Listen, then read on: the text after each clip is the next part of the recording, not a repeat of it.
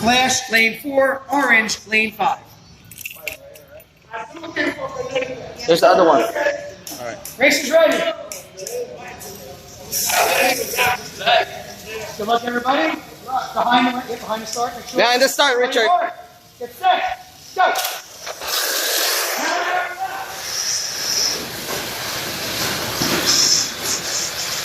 One red car.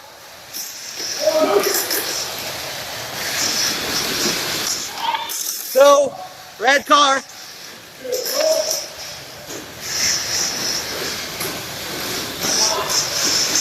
Three red car. Oh. Oh, she hits it. She hits it.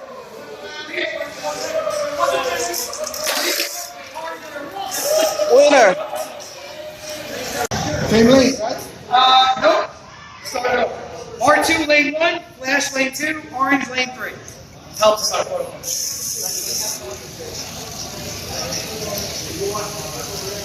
On your mark. Get set. Go.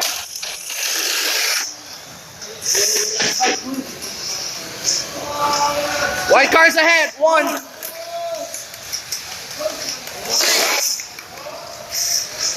Two for white. Oh. Three. Huh? Three.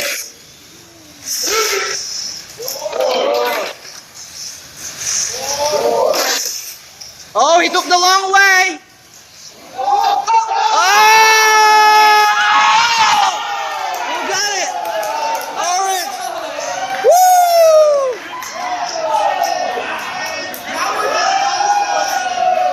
Grab the numbers. What'd you say, sir?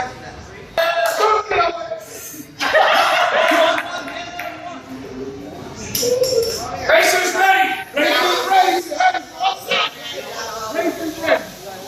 On your mark. Get set. Go.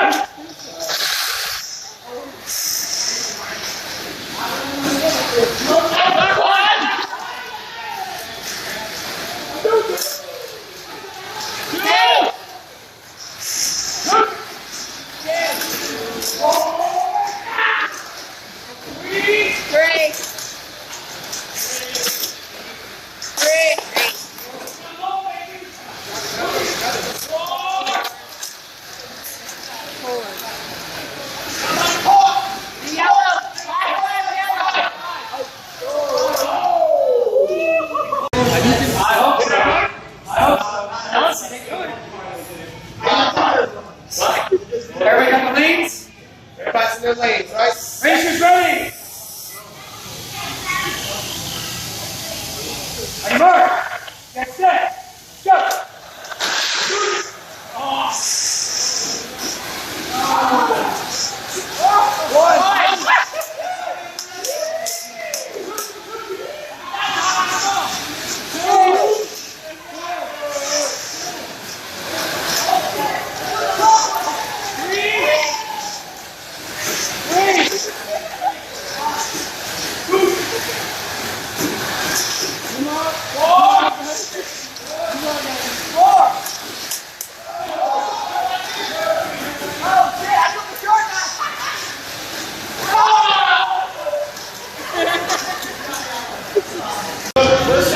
Racers ready.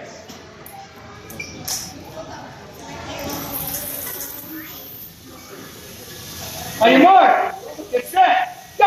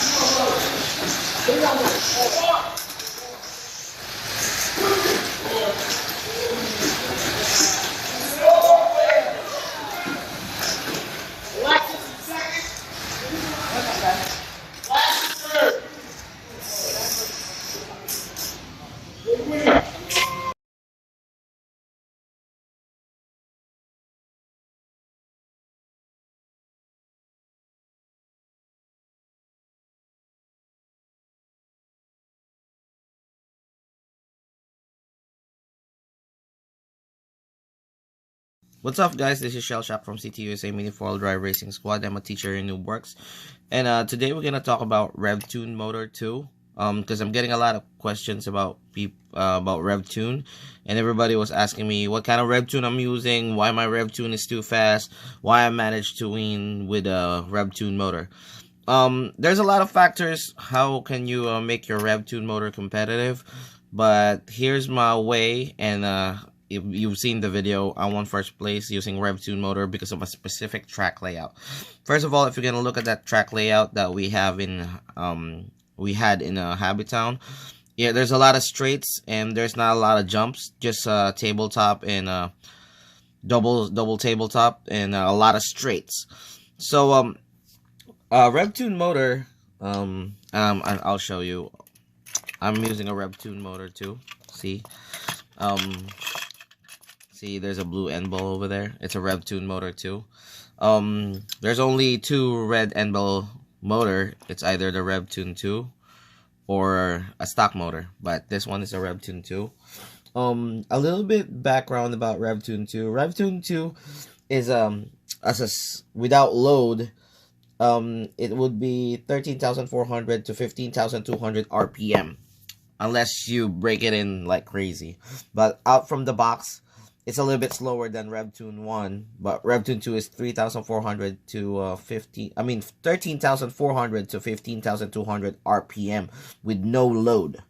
That's RevTune motor 2. But if you take a look at it, it can be faster than Atomic Tune when it comes to top speed. Atomic Tune 2 and Torque Tune 2 when it comes to top speed. The car itself is not torquey. So I tried to compensate as much as possible. Actually, these are heavy wheels, but ideally, you should use a 24mm carbon lighter. It should be a lighter wheel set, so the RevTune will not have a lot of load because the RevTune 2 have less torque to begin with. But I'm gonna show you what's inside my car, which if I can get rid of this, not right here. Okay, so yep, I reinforced it because it's a Super 1. You already know about Super 1 before, about my car, because I had an overview about it, but that's how I reinforced it. So obviously I have a 3-5-1 gear ratio because that's the highest gear ratio I can use, so I can maximize the top speed of the car. Some people may ask me why you're using 3-5-1. 3-5-1 will give a lot of load with a RevTune 2. RevTune 2, yes, it will give a lot of load with the RevTune 2, but you need to compensate it with weight. So the load, there's a lot of factors in having for the motor to have less load by just using, one is gear ratio. But I use 3-5-1, so I'm giving him a lot of load because of 3-5-1. And 2 is the wheel size and weight, and also the overall weight of the setup. So I cut the Super 1 very, very light as much as possible, and I use light parts as much as possible, like lightweight rollers. I cut the carbon plates. Everything, even though it's not bumperless, but that's what it looks like. And floating transmission is very, very important. This is not 100% floating transmission. I just cut the middle to make it smoother. I didn't feel like making it 100% floating transmission because I think just cutting the middle is enough and reinforcing all this propeller shafts and everything. But going back to RevTune 2. So RevTune 2 have a lot of top speed and less torque.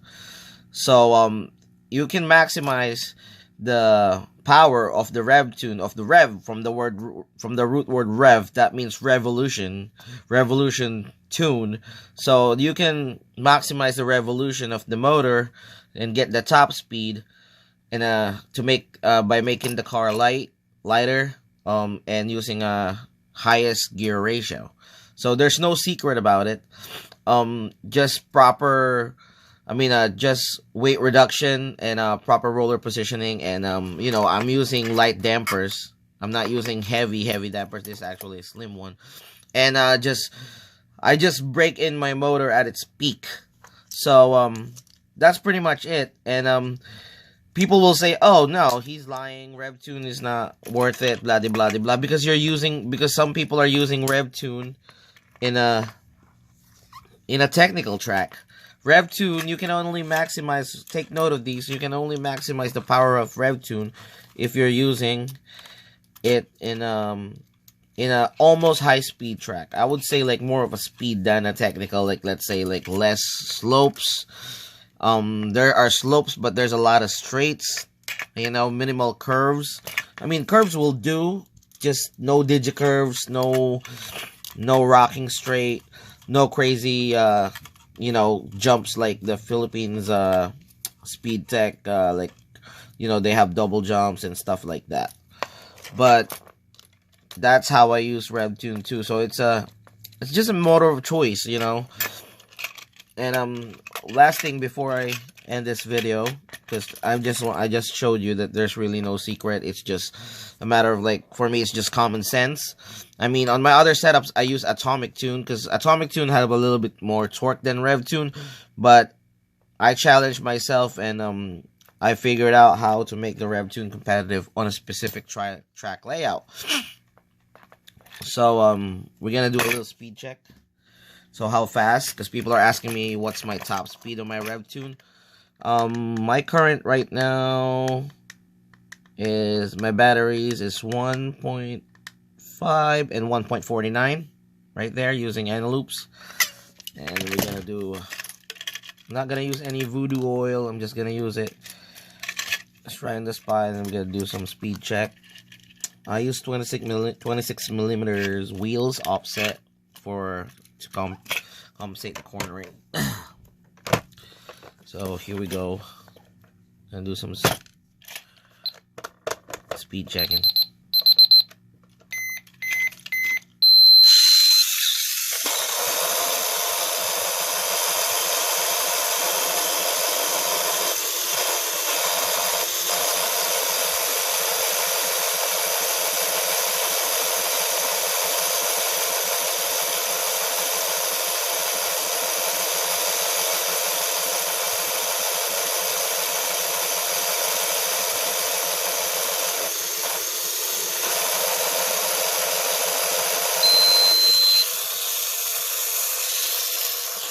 Alright, so let's see.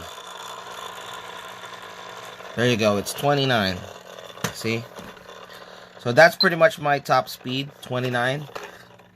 I maximized that top speed because of my setup. I put less brake, no brake at the rear part, and just blue brakes of the front part. So basically almost no brake. So that's what it is. Lightweight, like, and then the rollers has to be like really smooth, because that will be another hindrance. So those are the factors, like smooth rollers, smooth transmission, light car, high gear ratio, and braking. That's pretty much it. So if you have questions, just hit me up on Facebook and on YouTube. I prefer Facebook. Follow me on Instagram. If you want more videos and questions, just hit subscribe and like button. This is cielshock. Always race humble, and in new works, we learn from you, you learn from us. Peace.